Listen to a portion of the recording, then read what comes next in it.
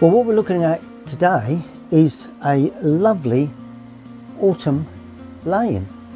I was on my walk out in Gallywood a few days ago and snapped a few pictures and thought, yeah, this one would suit the more beginner, I suppose, purely because I want to show you how to simplify a lovely subject like this. We've got the country lane, we've got the autumn ferns, but we've still got some greenery there, some autumn leafing, and of course the track runs round to the right, or the little lane, giving a sort of got to create a bit of distance there. Now it may look quite complicated, it's all bitty, but what I want to do is to show you how to paint this using watercolour in a simple way. Well, there is the photograph. As I say, quite a simple subject, so very little drawing actually, so I'm going to lead you through the drawing and then the painting process. Well, there's my palette, all laid out in the normal way. You may have different arrangements to this, but hopefully I'll be using similar colours to what you have on your palette. And I have my board sort of like at a very steep angle, mainly for filming. Maybe a good idea for you to lay the board down or the paper down, but I've taped around the outside, but that's purely so that I can take the tape off at the end and see a more or less a mounted version. Apart from that, I'm going to put this down, put the drawing down first, and then I'll lead you through the painting process. Well, a good thing about these sort of scenes, very little drawing to do. We've got the track here, so let's draw that fairly low down, and it sort of like comes up a rise, then it comes down towards us like that. Then we have just a little turn in there, and this one comes more or less like that. It's got a lovely fernal perspective. That's the key when you draw these subjects. We've got some sort of planting ivy area hanging down a wall there, and that comes towards us to a certain extent. Yeah, may put in that wall. There is a wall there which has a bit of perspective on it as well, which we need, and this more or less goes over the back. Now this is an area where we're going to have some overhanging autumn leafing, so that needs to remain fairly light so that I can tint that. This side, need to spot the areas of light and dark. Well, we've got the ferns running down like that, just down to there, so this is light, that is very dark. We've got another little section there. Before we go, I'm going to go light there, but anyway, then there's the ferns there that stand up quite nicely. Other than that, the trees, well, we can just draw in that, just an indication of a tree there, and the way the branches come away from that tree. Apart from that, the rest will be done with the paint. Now I'm going to use a mop brush, a number 4 Daler-Rowney. This one doesn't point, thoroughly damped, and I'm going to put a wash of alizarin crimson, because the sky, there's no blue, it's that type of day, it's just more or less a crimson colour. Yeah, like that. Fairly weak, so I'm putting some background colour to where the trees will be, really, like that. That's lovely. There's a little tad of blue, so a little bit of ultramarine with that just there, I can just see, but very little. These are just the base colours really. Just before that dries, a splash there, just got to rub that out. There we are. Don't want that interfering with the rest of the picture. Right, now I'm going to add a little raw sienna, pretty much on its own really, just in the sky area, just to start the tree sort of formation. It's not particularly bright there. And now I'm going cadmium lemon with a touch of the alizarin crimson, because I want these autumn colours from this overhanging tree to just break into the sky.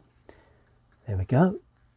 So that's that autumn overhanging sort of tree work there. It'll blend in with the sky eventually, leaving one or two gaps here and there. This side, I'm going to add a little bit of cobalt to that, because we do have some green coming in there, but also some yellows as well. So I'm really putting a base colour of autumn sort of tones really.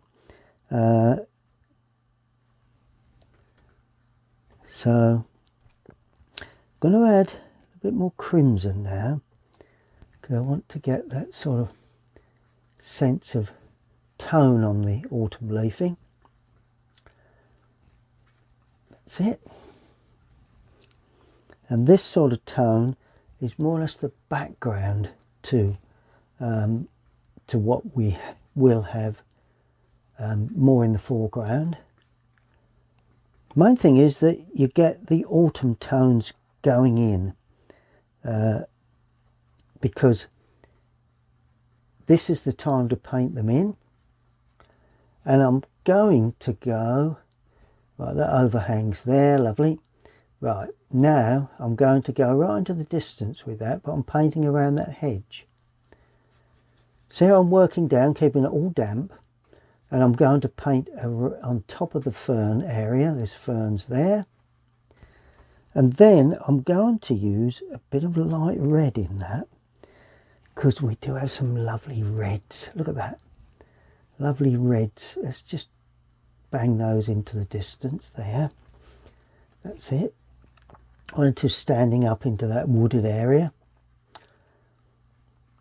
And there's a little bit along the edge of that track which I want to show, and there is just a little bit that just heads around the corner there and is on the edge of that track as well.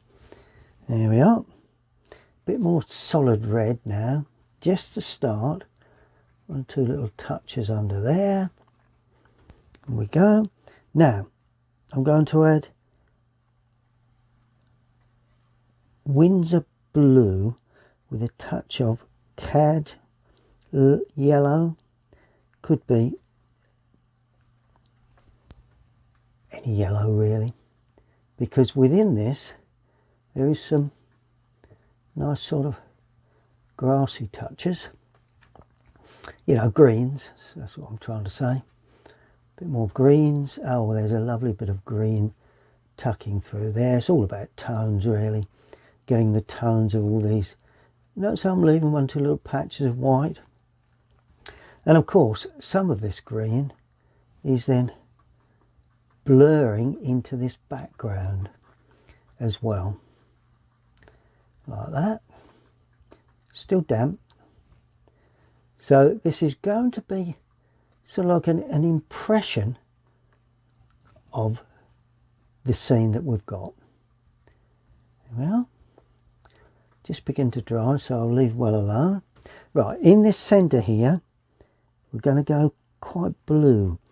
So it's a very blue green, and we're going to go to quite dark too. And it's even more blue than that. And we're going to pick around there like that.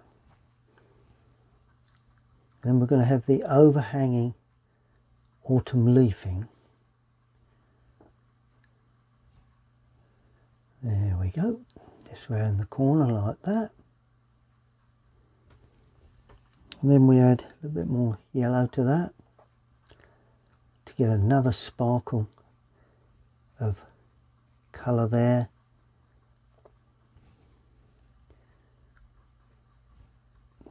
There we go. Just swing that up. Yeah, there's a bit more of a smoother sort of feel there. And then we're going dark again, which let's just add a little bit of red to that, so as it darkens that green off, gives a nice sort of purpley green, picking up the distance.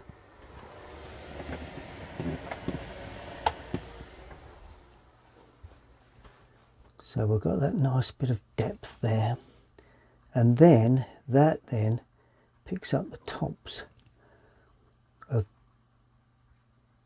the ferns in the distance. So what you leave here is the ferns themselves. Yeah, and that all blurs in to that. Good. Well, I think that probably is, now let's just go a little bit further with this. Just notice we've got some nice sort of darker areas here. Not too many, but one or two that is within that leafing. And it's still damp, so let's get those in while we've got the chance. Don't want to cover too many of the light areas up, because once you've removed them, then you can't really get them back very well. Now I'm going quite dark and quite blue green, because I'm just cleaning some off the side of the brush and just trying to get a feeling of light catching the overhanging. It's sort of like I don't know, like an ivy sort of affair just there, and that's all going at the back of that wall. May just elaborate on this and have some hanging down there like that. Put the wall in between in a second. Good. Now I think we are pretty much just do the wall area, paint that wall in like that, while that greenery is still wet, because that will blur with that very nicely. There we are. And another touch of the wall area that we can see there. Good. Okay, well I think that is about as far as we can go until we get some dry on the paper. Well, while that's drying, I'm going to put in the road. I'm starting off with a very cool, very light blue, and that just sneaks around that corner there. It's cobalt blue, and I want this to remain quite cool as it comes forward. We'll pick up a little, I'm using cobalt blue with a little bit of red in there, a little bit darker as it comes forward, and just to make that road, you know, slightly wet, so it's not a bad idea. Just going to put a bit of warmth in there in the foreground. Not a bad idea to leave it on the grey side, really. Now the sky is beginning to dry, so I'm just going to lean on this maul stick, and I'm going to put in a mix of cadmium yellow, light red, with just a touch of blue in there, because I want to just pick up the feeling of these overhanging sort of autumn leaf branches that we have at the top there, like that. I'm using a flat, using the side of the flat. Let's begin to open up, because I want that, don't want that to be too dense at that point. And that's it. Put the trunks and branches in shortly. There we go. And I'm just working down into the lower area. As we come down, I'm just adding a little bit more red, just to highlight that red and just introduce that to the, there we go, there's it. And this will then be behind that other tree. There are some denser patches, so you know, don't want it too open. There's another swathe of leafing coming down there, and that just sort of like overhangs into that. There we are, and that just tucks back here and there.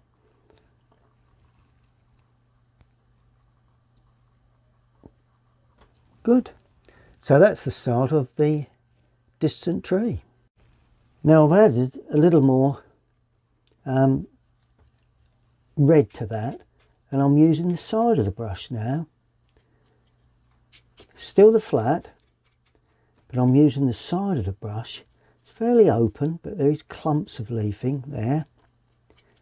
So we've got to show that. There's a nice clump of leafing there, and that bit of a gap there, but not too much. That more or less enters into that sort of area really. So then as it comes down, it gets a little darker, a little bit more dense over the top of that area there. A bit of green in there I can see. So I've picked up a bit of green that was already in the palette. That's good. Now we're going to the other side. Similar sort of process really. And of course we're leaving some of the underpainting to show through, and that's the good thing about watercolour. You know, you leave a bit of the underpainting to shine through, and you can rub on the paper. Keep it simple, you know. It's all a matter of giving an impression of these. So they're open, these are very dense, so we need to have sort of like a leave one or two gaps to allow that underpainting to shine through, but generally it's a little bit coming out there for the overhang, a little bit there. Look at that, gradually building up into like the density of a tree leaf area. And that is all you need to do. Isn't that good? Now this is where things get rather interesting. I'm using Winsor blue, a little yellow, Winsor cadmium or lemon, and just a little bit of brown, burnt sienna, burnt umber could be. And I'm trying to create that sort of shine, that sparkle that you get on areas like that. There we are. Look at the way that gives that sort of hedging look. See the way I'm rubbing at that, picking up a little bit more paint, a bit darker as it comes around here. Can be a little bit higher too, would be nice. There we go, look at that. And we've got that feeling then of overhanging sort of leafing, but notice how I'm still leaving some of that blue underwash, because that does need to be left. We can play with that very shortly. Then we add more yellow to that mix to get some touches of yellow and greens for the undersides of it's sort of like the edge of the wooded area really, I suppose. Then we come down into there, pick up a bit more darker colour now, and there's another little dark area. Where I spot dark areas, there's another dark area there which I want to put in, another little dark area there, and this gives sort of like an impression of uneven sort of grasses, ferns, you know. It really is up to the viewer to decide what we have there really. You know, look, there's like ferns there, gives an impression of ferns as we come into the foreground area there, and paint back and you'll get some lovely light warm tones there. Perfect. That's looking very good. A bit darker in this bottom right hand corner, you know. Only religiously produce the scene that you see on the photograph. Can always use your own imagination in some areas. Now I've turned to a rigger now for the distant trunk work of the trees, and that's just going to spring out there. Now I'm going to use burnt sienna with a touch of Windsor blue. It's going to have quite a bit of Windsor in there. It's going to be quite dark, so what you do, you leave gaps where you feel the leafing would cover the trunk. Then of course once you get to the top it becomes very spindly, so you have sort of like quite a wide area in the lower part there, and then you'll see little touches of branches. Very impressionist, you know. Don't religiously draw every leafing, every branch that you see. You know, it's quite a large tree actually, and there is, let's make that a little wider, because there's quite a large branch that heads off out there. Make that a little bit wider in places. There you go. Very impressionist. That's what we're looking for. Good. Now we're going to go a little darker now. So a bit more brown and a little bit more red. Sorry, a little bit more green, blue.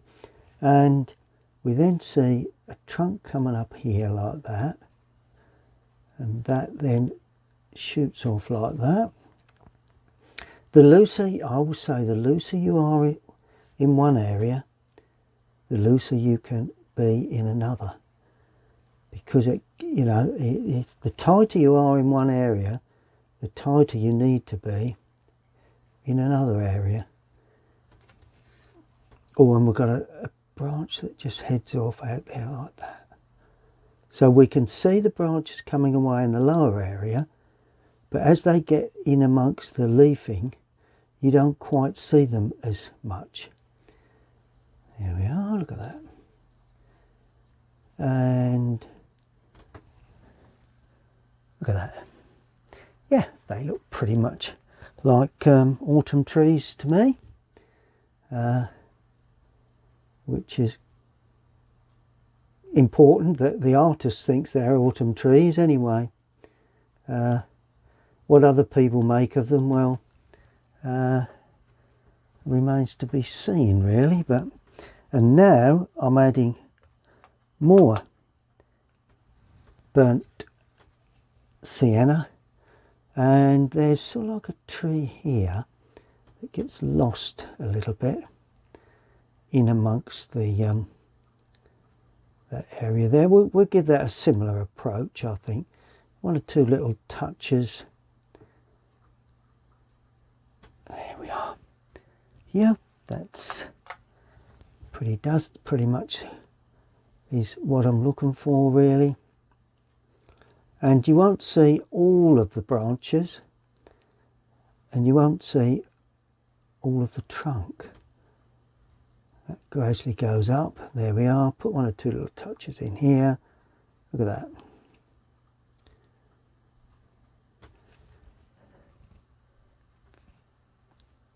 Tell you what, we're getting there.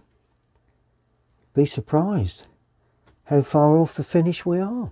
Start looking at some real strong shadows, and they're going in. I've changed to a brush that points like that, because I just feel that we need to have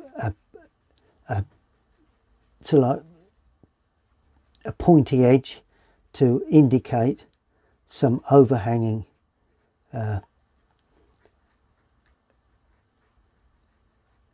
foliage like that. So that just begins to get tone values within this area here. It was a little on the flat side, so I'm just trying to pick up a little bit of the tonal contrast, and then a little bit here against the wall. More of a backing light, but having said that, I want that to be, don't want that to be completely dark. There we go, that's more like it. Now I'm adding more water.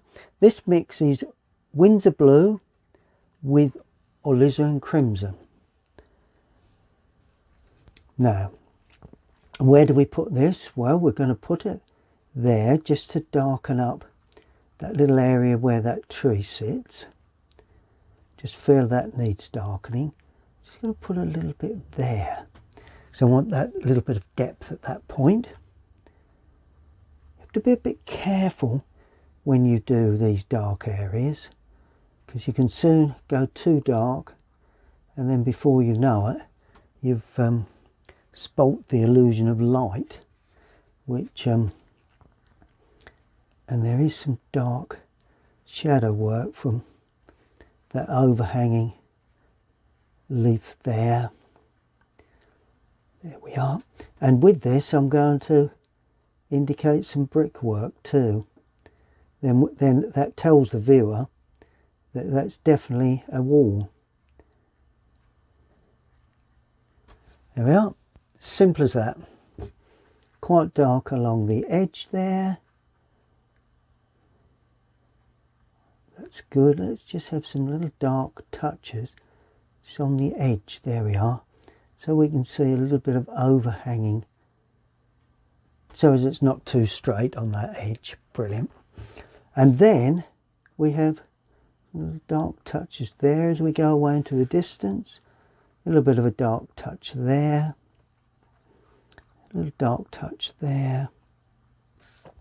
And I'm using the point of the brush, of this mop brush, to indicate these particular dark areas that will enhance the picture, I'm hoping. And I'm just going to try and pick up as it goes around that corner, because it's always nice for people to look at your paintings and think, I wonder what's around the corner there. And that's what we're looking to achieve. You know, that feeling of wanting to walk into the picture. There we are. A little bit of subtle shadow here.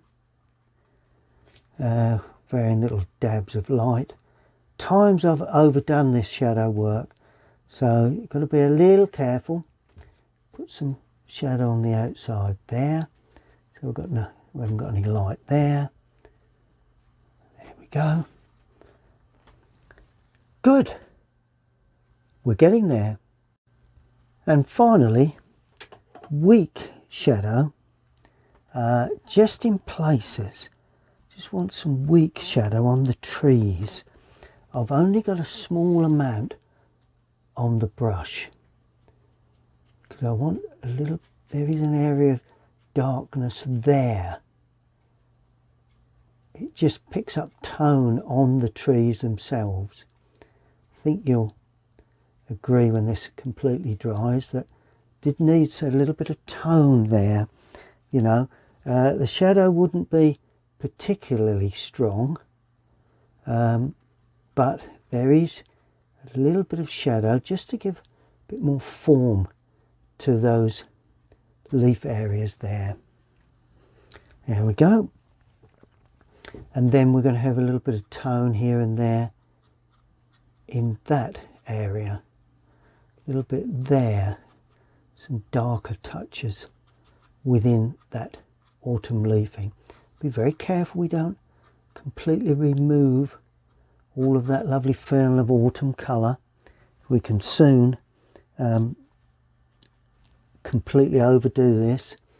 Just going to use the point of the brush to pick up some little dark touches on the edge of that light area there. Yeah. And then finally, very weak shadow here and there running across the road. Just a bit of weak shadow here and there, as I say, just to give the road a little bit of interest, really. And I think we need to take the surround off. Well, as you can see, I've taken the surround away. That gives it a nice mounted feel. Just got to sign up, which is going to be done bottom right hand corner in my normal signature with the paint that I've used. I will say that because I think that's important, that you use the paint that you've used within the painting. But yeah, you know, these sort of autumn scenes don't take that long, but you have to know where you're going, I suppose. And you know, basically there is a dark area there. Notice I put on a very light tone to start with, right the way over, introducing a little bit of this yellow and a little bit of that green, keeping a cool area on the little road to start with, and you get the feeling you'd like to just walk down that lane and see what's around the corner. So this is Mill Lane, Gallywood, Essex, here in the UK.